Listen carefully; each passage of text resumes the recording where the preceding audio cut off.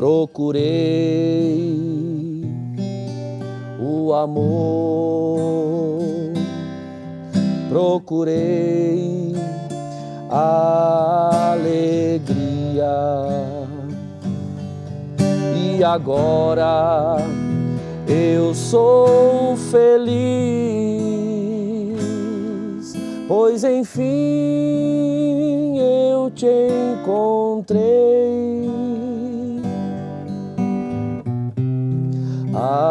Agora eu sei que tu és a vida,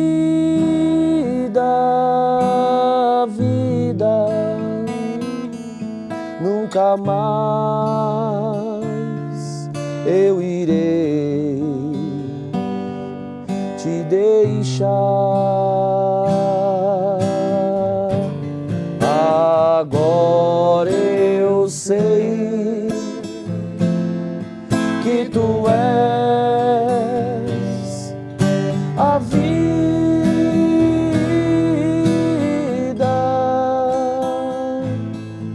nunca mais eu irei te deixar.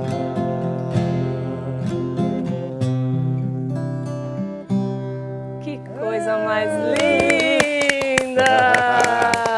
Muito bom. Essa é das antigas. É assim que a gente começa o programa Brasil Cristão desta segunda-feira, né? Um programa todo especial para você que nos acompanha. Sejam muito bem-vindos aqui na nossa sala. Um violão para aquecer o nosso coração, porque hoje nós estamos fazendo um Brasil Cristão especial. Especial por quê? Porque nós vamos falar daquele ingrediente. Deus fez todas as coisas e colocou um ingrediente perfeito, lindo, maravilhoso nas coisas que criou, que é a música.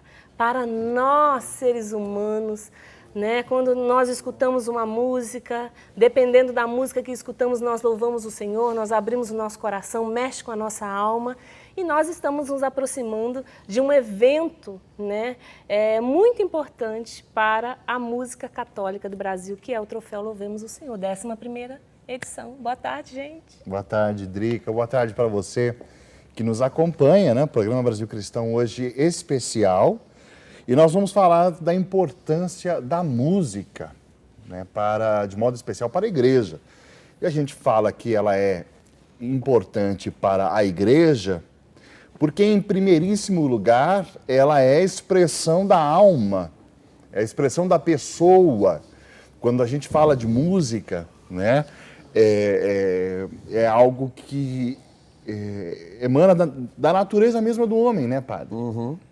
A música, ela é arte, não é? E ela é a demonstração de que o ser humano se distingue dos animais e de todas as demais criaturas, não só pela capacidade de raciocinar e de refletir, mas também pela capacidade de ser criativo. Entenda que criatividade é aquilo que de semelhante o ser humano tem em relação ao Criador. Ou seja, o Criador, ele tira as coisas do nada, sem necessitar de matéria-prima, de matéria prévia. O ser humano, ele não tem essa capacidade de fazer surgir uma coisa do nada. Mas porque ele é imagem e semelhança do Criador, ele pode ser, embora não criador, criativo.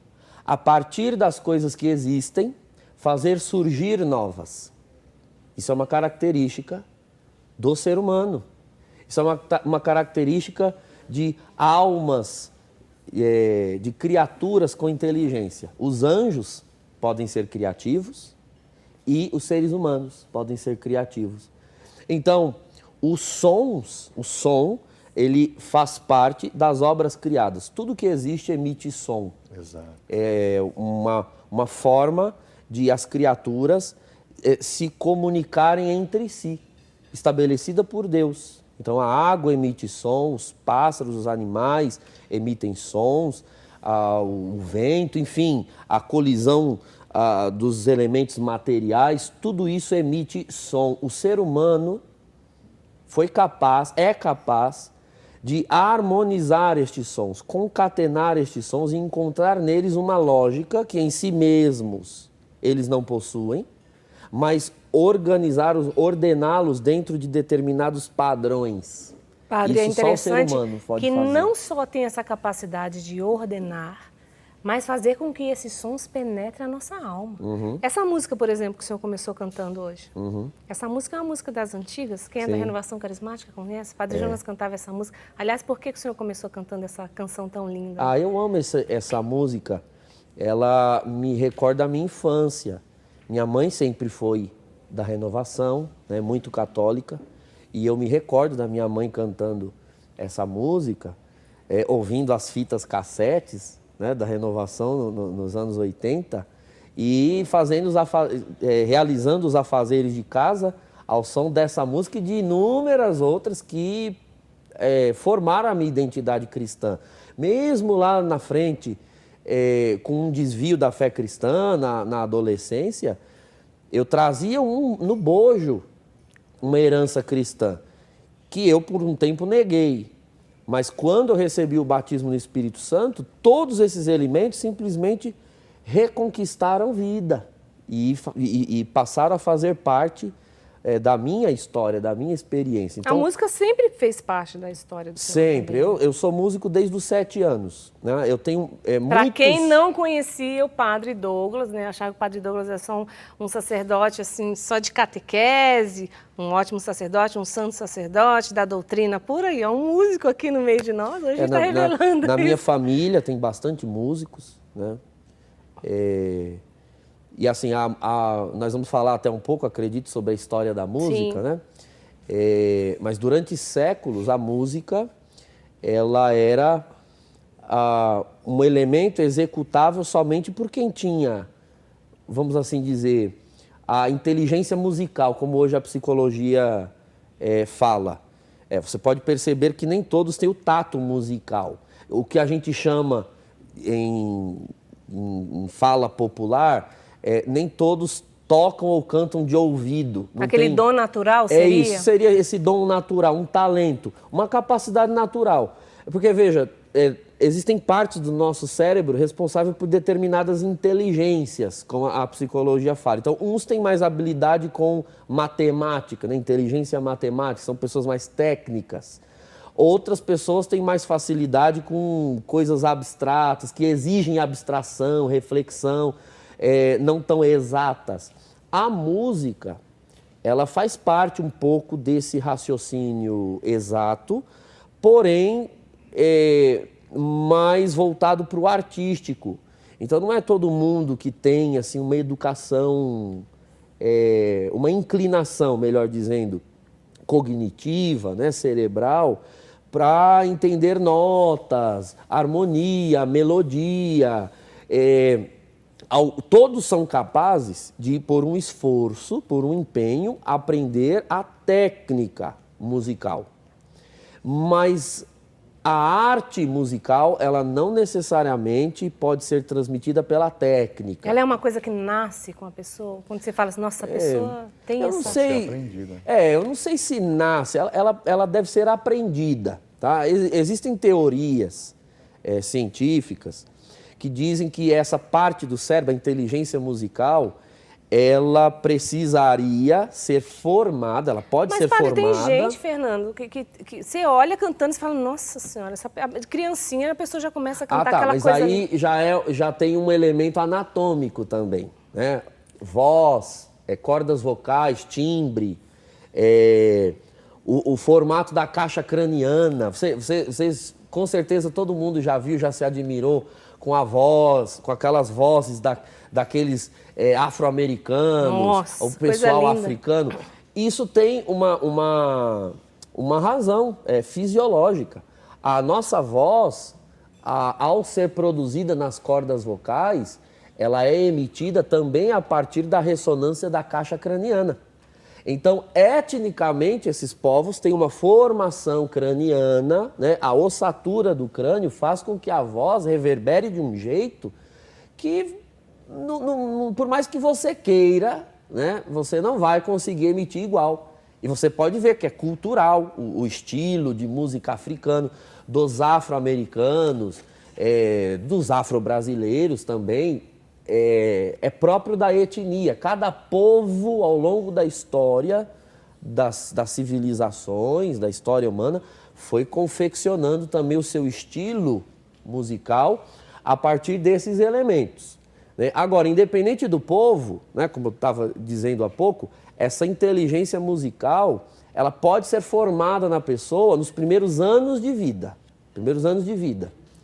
Então, até os 7, 8, 9 anos, se a criança cresce tendo contato com a música, contato constante com a música, com os sons harmonizados, né, ouvindo pessoas cantando de forma bem afinada, harmonizada, enfim. Bons cantores. Por mais que ela não seja já iniciada nas técnicas, mas ela já desenvolve uma capacidade de cantar com afinação, de distinguir se algo está na harmonia ou não, se é rítmico ou não, se está no compasso ou não. E existem pessoas que não têm a menor noção, são totalmente, entre aspas, disléxicas musicalmente. Não tem noção de ritmo, não tem noção de nota. Sabe nem bater palma. Você olha o pessoal no grupo de oração, né? Começa o ritmo a cantar e sempre tem aquela pessoa que bate totalmente fora. Então, isso é parte da inteligência musical. Algumas coisas podem ser corrigidas por técnica, mas a pessoa vai ficar presa à execução daquelas regras, né? Porque a música, ela tem uma lógica matemática, ela tem de fato. Agora, a pessoa que ela tem essa parte da cognição musical desenvolvida, ela não fica presa à técnica, aquilo flui naturalmente. O primeiro instrumento com que eu tive contato para aprender foi o violão. Mas depois eu aprendi. O senhor toca outros, então? Conta aí pra nós. Depois eu aprendi a tocar órgão, né? Às vezes eu pego o piano, o teclado, porque a parte manual é a mesma. Mas eu sou organista, que a gente lida com a parte manual e a pedaleira, né? Toca com os pés também. O baixo é feito com os pés. A minha professora de órgão, né, Dona Isa, se de repente estiver assistindo, um beijão, Isa, né? Foi minha catequista de crisma, né? Uma senhora já de idade avançada, mas com a alma jovialíssima. E foi minha catequista de crisma e minha professora de órgão. Ela mesma, né, foi professora a vida toda, aposentou-se, né, como professora da rede pública, professora de música, mas ela não toca e não canta nada de ouvido. Então, ela não toca nada sem uma partitura na mão. Eu, por outro lado, não preciso de partitura ou de uma cifra. Se eu me familiarizar com a música, ou escutá-la uma ou duas vezes, eu consigo executar perfeitamente. Olha, é o que a gente chama de tocar de ouvido. Tocar, né? de ouvido. Põe o ouvido, né? Tocar de ouvido. Assim, né? Algumas pessoas têm o ouvido mais aprimorado, aguçado, outros menos. Né? Então, hoje em dia, por exemplo, esse violão que tem aqui, ele tem um afinador eletrônico, né? Então, ele diz para você se está afinado ou não. Aí fica mais fácil. No meu caso, se eu toco o violão, eu sei perfeitamente se está afinado ou não e qual corda está desafinada. Vixe, Maria, agora ficou mais difícil cantar ainda aqui no grupo de oração. É coisa de ouvido mesmo, né?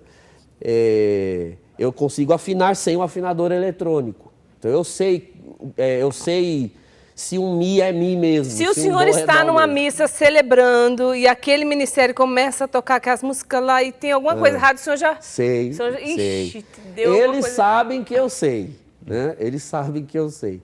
Tem uma amiga nossa, o Fernando conhece bem a Cibele e o Tom, né? Sim. Eles moram lá em Chapecó, Santa Catarina. Um abraço para os irmãos de Santa Catarina.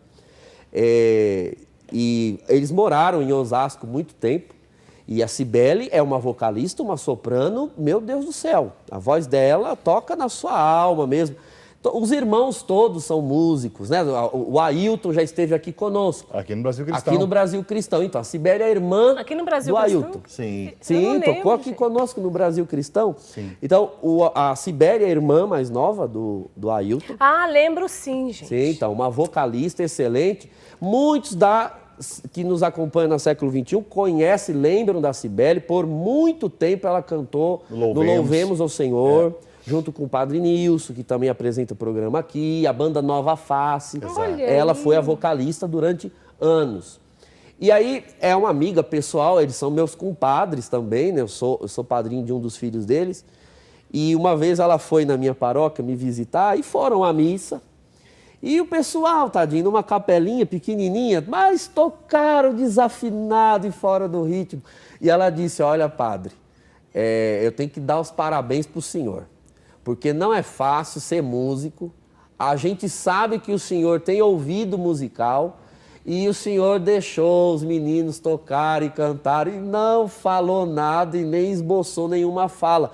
Porque aí ela contou, né? Eu já toquei em paróquia que o padre nem músico é, mas só de perceber que está desafinado já dá aquela esculachada nos músicos.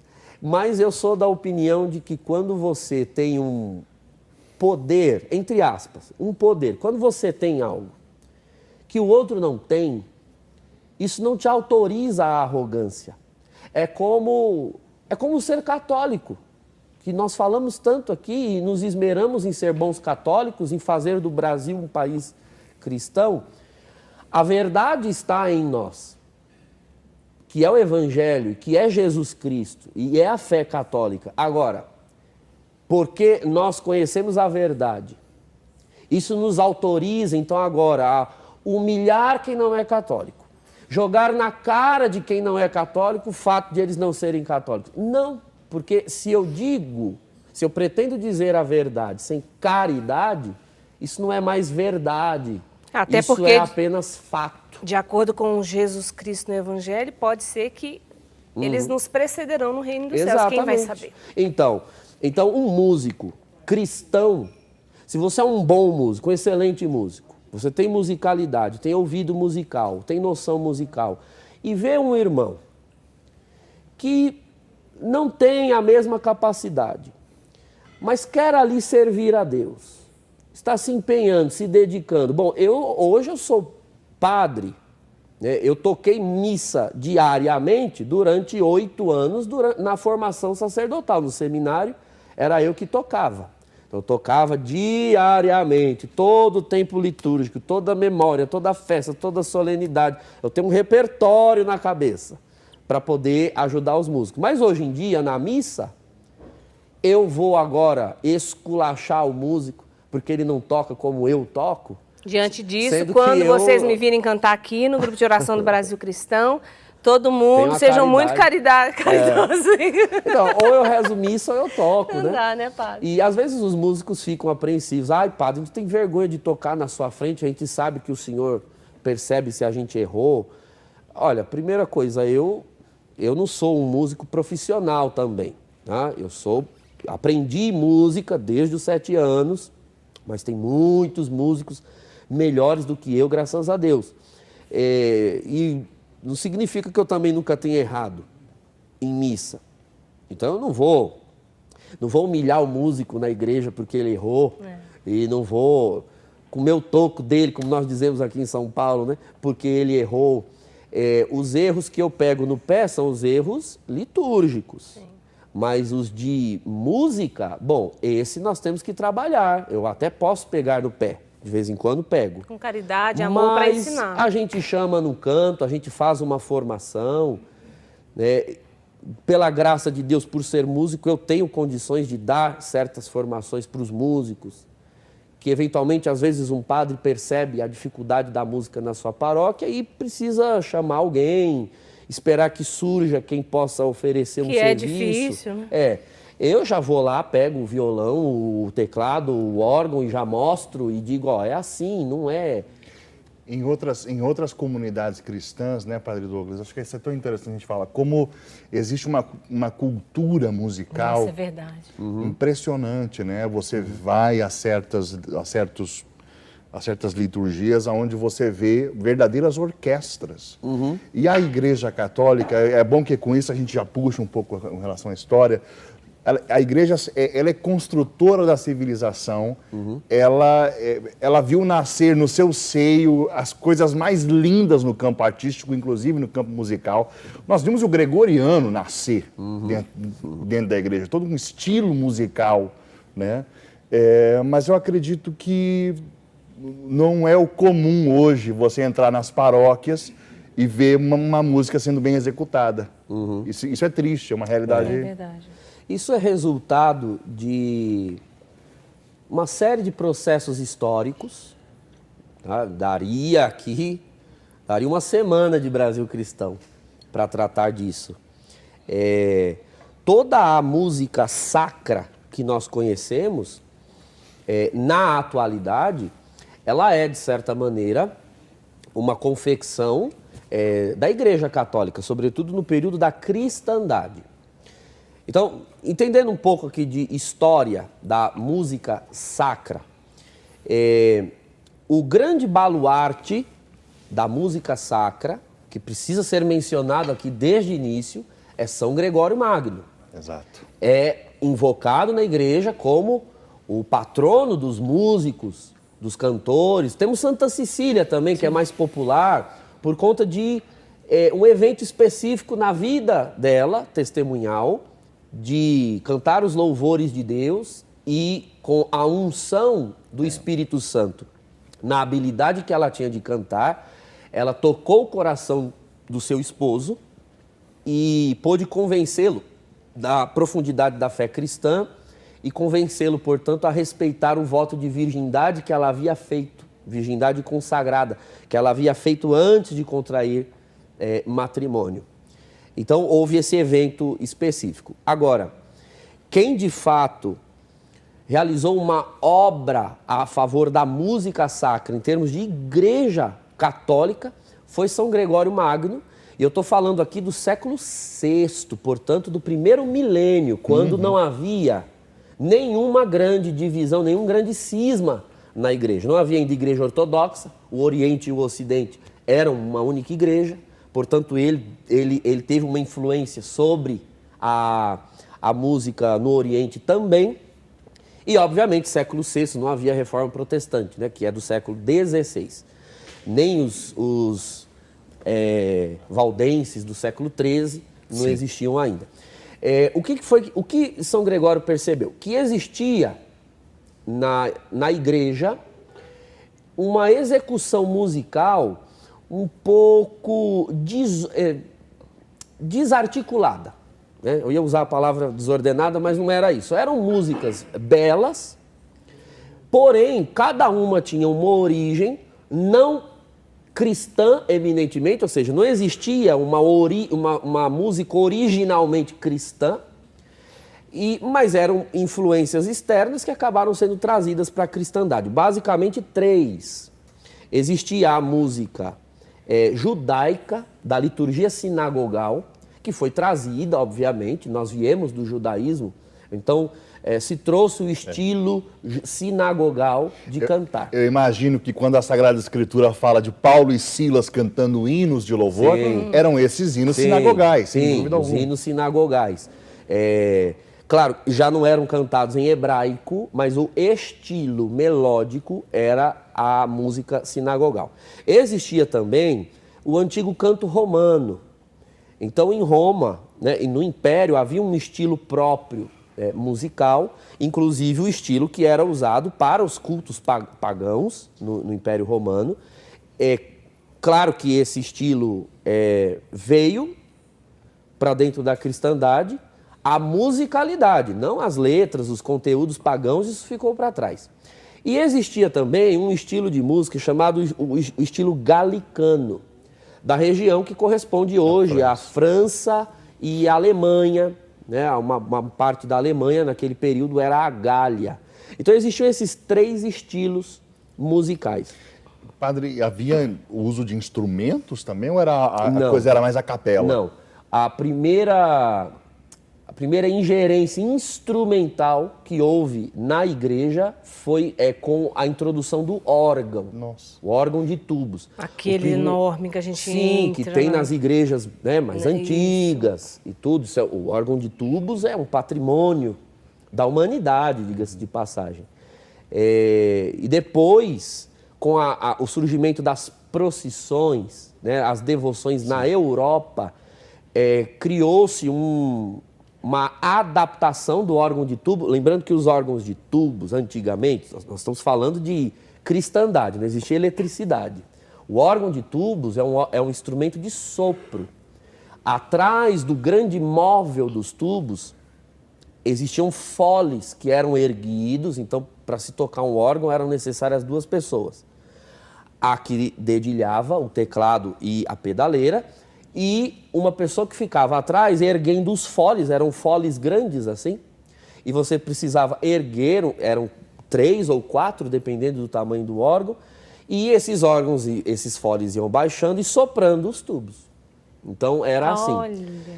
Para as procissões, como obviamente não tem como você transportar um órgão para o meio da rua, eles criaram uma adaptação do órgão que fosse portátil, que fosse de um fole só. Foi aí que surgiu o acordeão, que aqui nós chamamos de sanfona, né? Mas sanfona é o fole, né? Então criou-se aquela adaptação. Esses são os instrumentos mais antigos, sim, que ingressaram na música sacra. Mas no primeiro milênio se compreendiam os instrumentos como sendo profanos. Os instrumentos eram usados para festas, festas sociais, populares, então não se admitia nada que não fosse puramente natural. É um princípio da liturgia até hoje. Claro que isso hoje possui exceções, mas na liturgia não é bem-vindo nada artificial. Então, uma flor não pode ser uma flor de plástico, tem que ser natural. O que Deus criou é bem-vindo na liturgia. O que não é criado por Deus não era bem-vindo. Ora, a voz é criada por Deus, então ela é bem-vinda para o louvor. Os instrumentos não eram. Você percebe isso, vivo ainda, essa mentalidade litúrgica da cristandade medieval, viva ainda no rito oriental. No rito oriental, então as igrejas ortodoxas, por exemplo, ainda hoje não utilizam instrumentos. E mesmo nos ritos orientais, em comunhão com a Igreja Católica, apenas voz.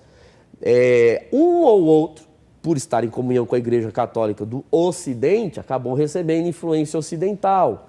Então eu já vi liturgia maronita com um acompanhamento de órgão. Tem violão também. O violão. Agora já os greco-melquitas não usam, né? Os de liturgia bizantina não usam. Sim. Os maronitas são antioquenos. Então tem essas diferenças. São Gregório Magno resolveu então juntar o estilo sinagogal, o estilo antigo romano e o estilo galicano, extrair deles aquilo que de bom eles possuíam, em termos de musicalidade, sonoridade, harmonia, etc. E ele realizou uma grande reforma, constituindo ali um estilo de música litúrgica, que posteriormente, em virtude de ter sido criado na reforma de São Gregório Magno, né, que foi o Papa de número 64 da nossa igreja, esse canto adquiriu então o nome de canto gregoriano, porque da reforma de Gregório Magno. Então o canto gregoriano é o canto eminentemente litúrgico próprio da Igreja Católica, né? O canto gregoriano. E veja... Você canta gregoriano, né, Fernando? Aprendi. Eu acredito... Você canta gregoriano. A gente canta nos seminários, né? Os bons seminários ensinam, né, ao menos, e não é que ensinam assim academicamente. Na liturgia das horas se canta no estilo gregoriano. Lindo, gente, algumas pessoas associam o gregoriano com o latim. Não, o gregoriano é um estilo musical. Existe gregoriano em português, em vernáculo, em qualquer língua. Grego. Em grego, o gregoriano é o estilo musical, que pode ser cantado em latim ou na língua do país em questão, né? No vernáculo, como nós falamos. A gente canta muito o Kyrie eleison. Kyrie é grego. É verdade. Sim, Isso é grego, não é latim, o Kyrie é um resquício ainda do grego na nossa liturgia dos 4 primeiros séculos. Né? Então a igreja nasceu falando grego, depois ela foi falar latim, da Idade Média para frente, e sobrou ainda o Kyrie. bem que ainda sobrou.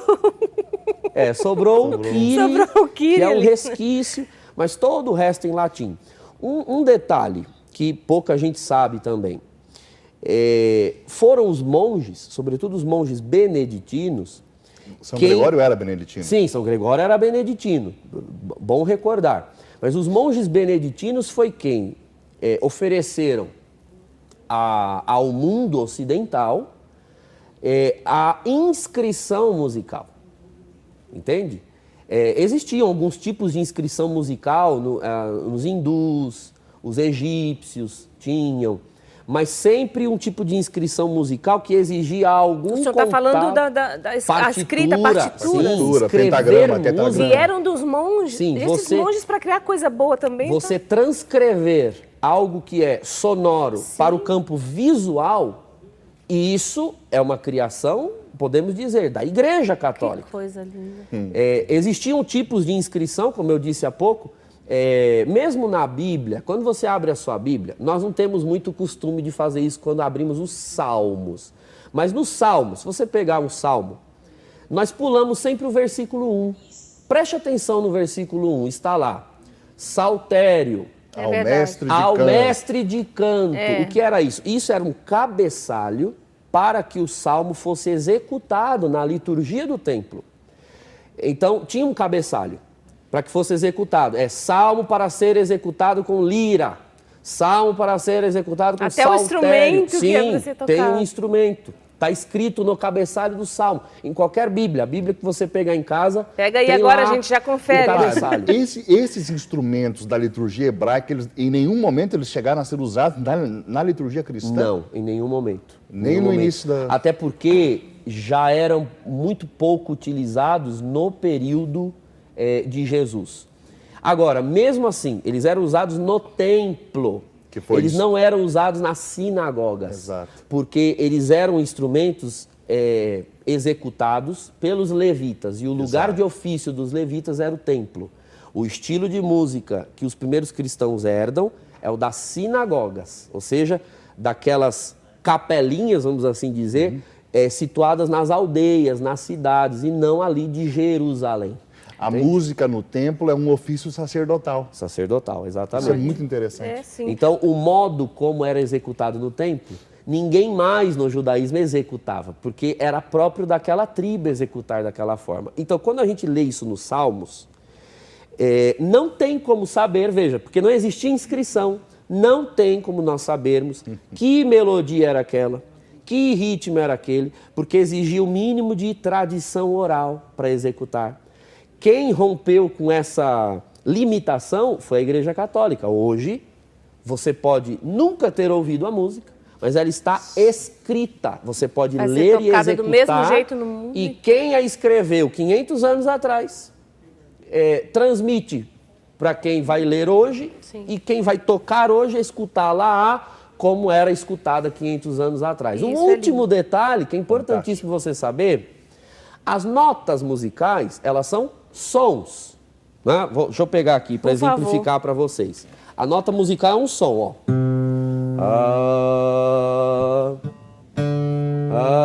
Isso é um som. Mas todos nós aprendemos que elas têm nomes. Então, esse som, mas nós dizemos dó, ré, mi, entende? As notas têm nomes. Quem deu estes nomes, que todo mundo dá as notas, dó, ré, mi, fá, sol, lá, si, foi um monge beneditino chamado Guido d'Arezzo. Então, Guido d'Arezzo, ele pegou um hino que existia, era muito popular, um hino a São João Batista, muito popular, Eu até tenho a letra aqui, porque como nós vamos falar desse assunto... Já toca, não põe o violão. Eu peguei... Não, porque ele é gregoriano no vocal, né? Tô falando lá de Idade Média, então não se usava instrumentos. Havia um hino a São João Batista que era chamado Ut Quent Laxis. Então ele era assim, vou dizer os versos, tá? Ut quent laxis resonari fibris, mira gestorum famuli tuorum, solve polluti labiretum sante Ioannis. Agora, presta atenção. Ut quent lax, o ut, eles descobriram que era muito difícil você solfejar as notas começando com uma vogal. Então, batizaram a primeira nota, ao invés de ut, de dó, porque por ser a primeira, homenagearam Dominum, o Senhor. Então, dó. Mas ainda hoje, no alemão, quem for a uma escola musical alemã, verão que eles falam ut, ao invés de dó. Ut, ré, mi, fá. Então, ut é a primeira nota. O segundo verso, resonare fibris, ré. Terceiro verso, mira gestorum, mira, mi, famuli tuorum, fá, solve polluti, sol, labiretum, lá. E aí o Sante Ioannis, aí ele fez uma homenagem a São João, o S de Santo e o I de Ioannis, Si. Então... Que coisa mais linda. Tem muitos músicos que inclusive hoje adoram espezinhar a Santa Igreja. O dó que você usa, o mi, o ré, o mi, o fá, o sol, o lá, o si, dê ao menos venha a tradição católica que deu nome, os nomes que hoje se dão às notas musicais. Que tocam no mundo inteiro. A gente, para avançar um pouquinho, duas coisas que eu queria que o senhor falasse, que nós falássemos aqui. A primeira é que todas as religiões, todas as formas de vida usam a música para se comunicar com seus deuses, com Deus, enfim. E a outra a gente não pode deixar de falar, né, da renovação carismática que transformou a música, né, que trouxe o batismo do Espírito Santo, batizou a música do Espírito Santo. Então a gente pode falar um pouquinho, antes da gente ir para o intervalo, dessas duas realidades, não é? Dessa realidade onde todas as religiões usam a música, não só os católicos, né? A música, em virtude de ela harmonizar sons, ela é uma maneira de expressar o inexprimível, inclusive. Eu costumo dizer que ela é uma forma de oração em línguas. Santo Agostinho diz isso.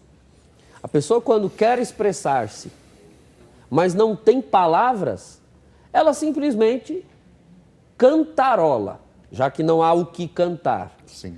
Então, a pessoa que está feliz, quer expressar sua felicidade, mas não põe o cérebro para pensar em algo, para expressar aquilo. Quem nunca se pegou varrendo uma casa ou lavando uma louça, lá, lá, lá, lá, lá, lá, lá, lá, inventando melodia e só no lá, lá, lá, ou no ri.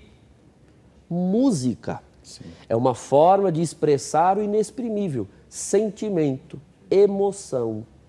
E, naturalmente, que o movimento pentecostal e a renovação carismática, que vieram para resgatar as almas profundamente imersas numa mentalidade racionalista, muito própria do fim do século XIX, século XX, que tem mais apreço e reverência por aquilo que é racional, compreensível, empírico, concreto, pesado. Então o batismo no Espírito Santo vem para nos recordar, calma lá, vocês não são um miolo cerebral equilibrado em cima de uma cabeça. Vocês têm alma, têm coração. Expressem, traduzam, comuniquem o que está dentro de vós. Então, realmente, a musicalidade, ela passou por um processo de resgate dessa mentalidade racionalista, graças à experiência do batismo no Espírito Santo. Esse é um dos fatores que responde, um dos fatores que responde ao que o Fernando disse há pouco. Quanto se perdeu a cultura musical na igreja? Um dos fatores é esse, influência do racionalismo na igreja. Né? Não só na igreja, na sociedade toda, e isso respingou na igreja. Então, se dá apreço, dedicação, investimento de tempo, investimento financeiro, investimento de atenção, naquilo que vai formar, aquilo que vai gerar ações concretas, aquilo que vai impelir as pessoas a militar em prol de certas causas. Mas aquilo que é simplesmente para tocar o ser, a emoção, o espiritual, o transcendente. A beleza do culto. A beleza. Então, passou-se a se desconsiderar o valor do belo, do audível, enfim, dos bens da alma. Porque assim como o corpo come pão e coisas materiais, a alma ela tem os seus alimentos. A alma se alimenta do belo. A alma se alimenta do vero, da verdade. Sim. A alma se alimenta do bem, da bondade. Coisas que não são tangíveis, mas alimentam. O que é bastante interessante mencionar também, né, padre? Porque quando se tem em mente a experiência do espírito e a música, a gente já imagina o pessoal introduzindo guitarra e bateria dentro de paróquia. Mas quando a experiência do espírito no início do século XX começa a gerar um movimento pentecostal, o que nós temos nas igrejas históricas é inário, sim, são órgãos, metais, cordas, sopros. Esse é o tipo de instrumentos e de musicalidade gerada pelo movimento pentecostal nas suas primeiras décadas todas. Exatamente. Não tem nada a ver com a experiência do espírito, esse movimento que é cultural, que é da sociedade, que acabou abraçando... Levando a bateria para cima do altar. Exato, veja, são coisas diferentes. Veja a contextualização. O movimento pentecostal, quando começa, século XX, ele não rompe com a estrutura de culto que já existia nas igrejas prévias, anteriores ao pentecostalismo. Então, no caso dos protestantes, o que havia?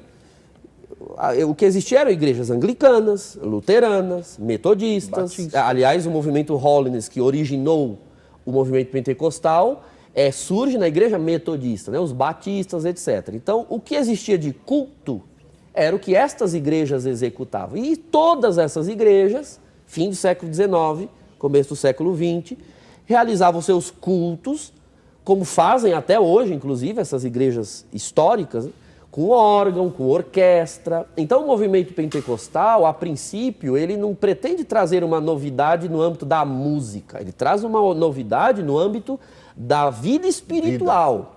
Então, o que você tem? O culto, como já vinha sendo, com inário, órgão, orquestra, com o diferencial que naquela liturgia há espaço para línguas, para brados de louvor, glória, aleluia, que é o que nós profecia. víamos na igreja primitiva, é o Sim. que a gente vê Santo Agostinho narrando no livro A Cidade de Deus. Sim. Que isso acontecia. E veja, os cristãos não tiveram, até o século VI com Gregório Magno, também não tiveram a preocupação de romper com o padrão musical que já existia.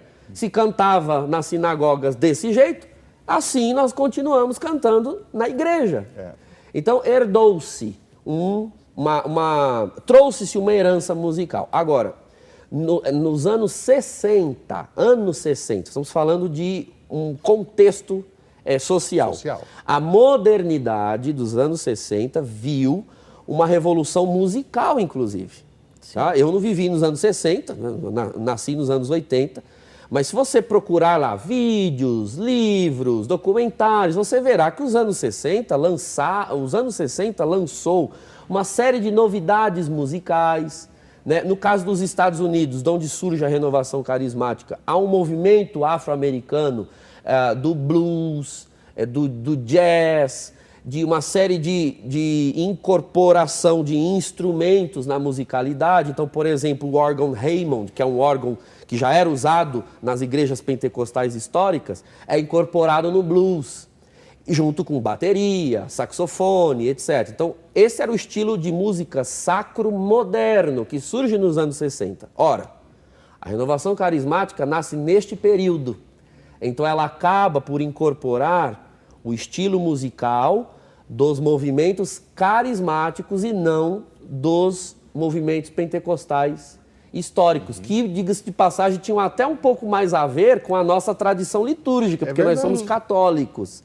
Mas, por esse descompasso cronológico, acabou que o movimento carismático anda muito mais na esteira da música sacromoderna, com percussão, né, de maneira mais ritmada, e não tanto com o gregoriano, que é característico pela sua acidentalidade melódica, ele não tem um compasso único. Sim. E já o movimento carismático é pela música sacro-moderna. Nada que nos impeça, né, padre, de saber encontrar os ambientes adequados para cada estilo musical. Nós podemos manter a nossa tradição bimilenar e na Divina Liturgia, na Santa Missa, nós fazemos aquilo que a igreja sempre fez. Mas nos nossos grupos de oração, nós podemos muito bem fazer aquilo que desde a década de 60 a renovação sempre fez. E quando nós formos evangelizar numa praça, nós vamos tocar com ritmo de samba, se for, nós vamos fazer. Não tem problema nenhum. Eu acho e que vai ser rock, e vai ser do que for. Exatamente. Vamos evangelizar. Lá, o gregoriano isso é algo muito importante. Se nós... Por que as pessoas, às vezes, eu estou falando isso com muito carinho e amor,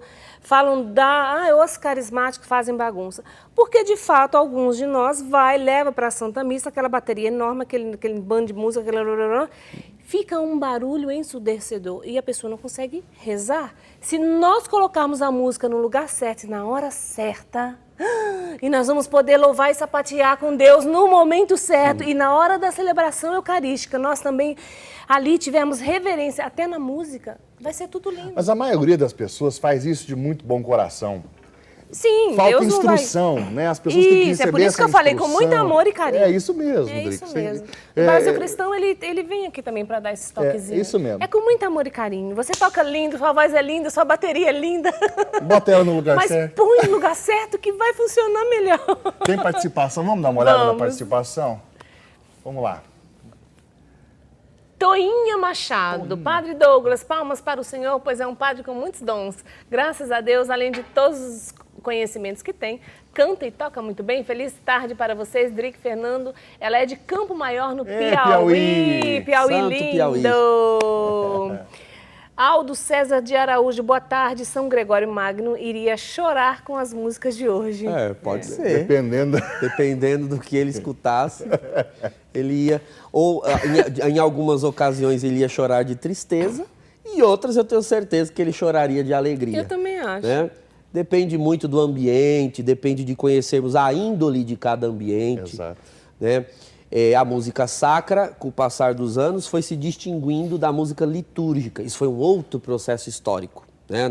Na Idade Média não havia muito essa distinção. Hoje nós temos essa noção. Existe a música... Toda música litúrgica é sacra, mas nem toda música sacra é litúrgica. Exato. Ou seja, música sacra é aquela música para louvar a Deus, para cantar a palavra de Deus, para evangelizar, é a música sagrada. E a música litúrgica é, obviamente, a música sagrada, porém, que está a serviço do rito dos sagrados mistérios. Ai, gente, eu vou falar, eu não consigo participar de uma música barulhenta, não, porque aquelas músicas que a bateria... Então, você primeiro, antes de entender o que é música litúrgica, precisa conhecer a liturgia do rito. Isso. E o propósito dele. Porque aí, ao conhecer a natureza da liturgia, vai ser automático o ato de peneirar as músicas. Eu acho que o senhor deveria lançar um curso, estou falando agora aqui para todo o Brasil, quem tiver de apoio, por favor, mandem mensagem para me apoiar nessa aí. O Padre Douglas lançaria um curso para os músicos, especialmente ali para a liturgia. O que vocês acham disso? Não seria maravilhoso? É a frase que a Drica mais fala, é que eu tenho que lançar um curso. Escrever um livro. Escrever um livro.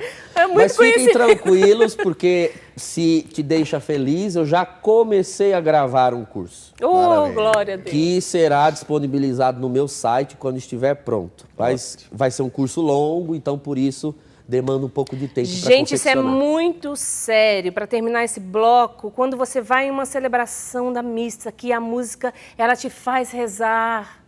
é outra coisa. Quando você vai com aquela barulho, é difícil você prestar atenção no que está acontecendo. Vamos nos ajudar o povo a rezar melhor a missa, estar em comunhão com Deus. Ajuda aí o cliente, ajuda a igreja que sofre. Ajuda a igreja que sofre. Boa.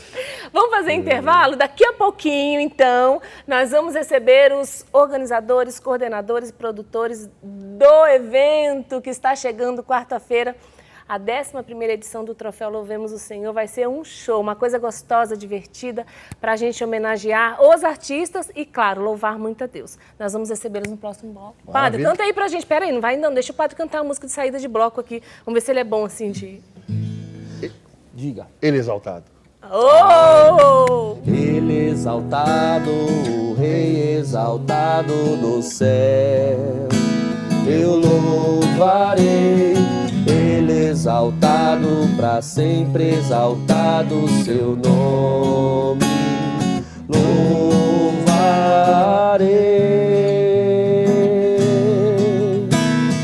Ele é o Senhor, sua verdade vai sempre